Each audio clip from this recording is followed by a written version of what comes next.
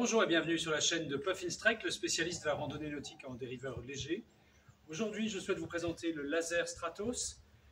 Donc Stratos pour stratosphère, un petit délire de laser performance dans les années 2000, pour signifier une forme de performance. Mais attention, ne pas confondre ici, laser c'est bien la même marque, mais c'est pas le laser olympique, c'est le laser Stratos, un bateau familial, mais quand même orienté performance.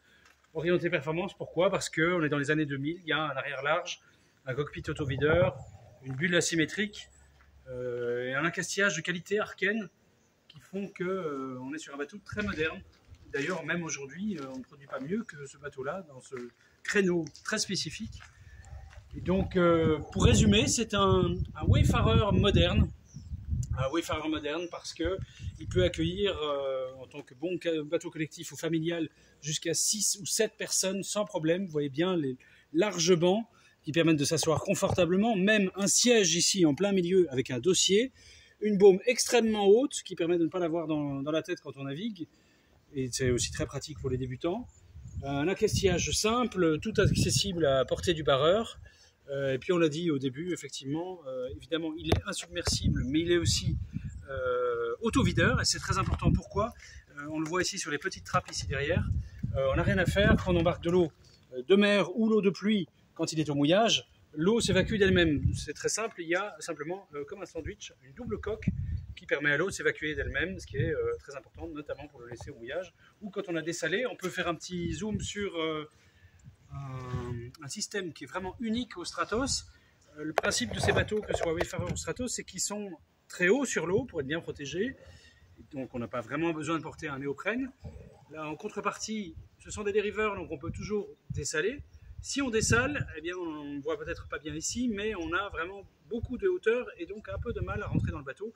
Ce système, donc pour y revenir, et comme vous le voyez, des ouvertures.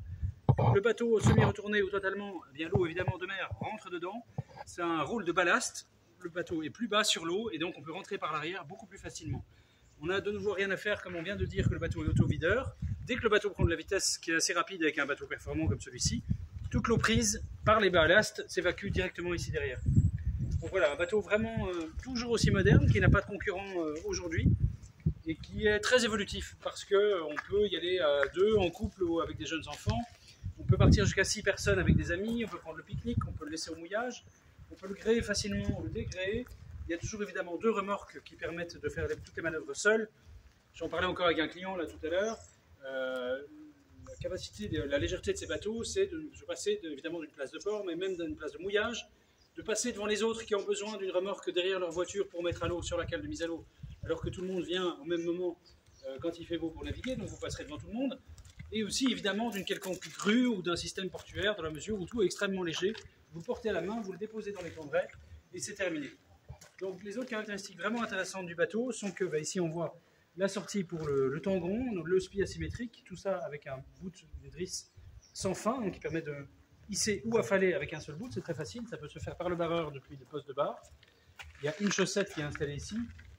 Il y a un génois sur enrouleur qui permet d'enrouler la voile si le vent monte, ou avant de partir, au moment de partir. Il y a aussi une prise de riz semi-automatique et, comme on l'a déjà dit, un accastillage de très haute qualité, Arken. Donc tout est à l'avenant, c'est vraiment du très bon bateau et qui neuf, voilà, valait vraiment une belle somme.